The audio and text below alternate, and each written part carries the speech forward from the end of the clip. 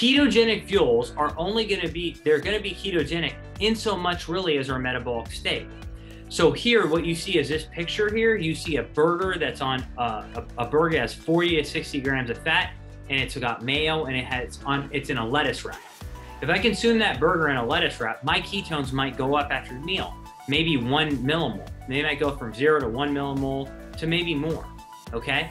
Why? Because fat is the most ketogenic fuel. But if I take that same burger and I put a bun on it, my ketone levels don't rise up.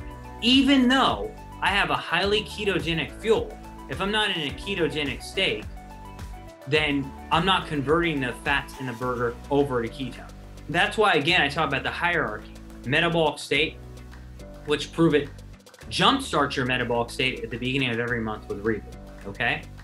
2, mitochondria, which again, Pruvit does with ketones, with intermittent fasting, modified fasting, and by promoting metabolic state, okay?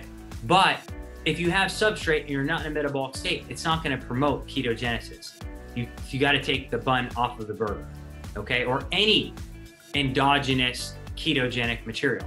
So again, I have to emphasize that big time, the metabolic state powers ketogenesis.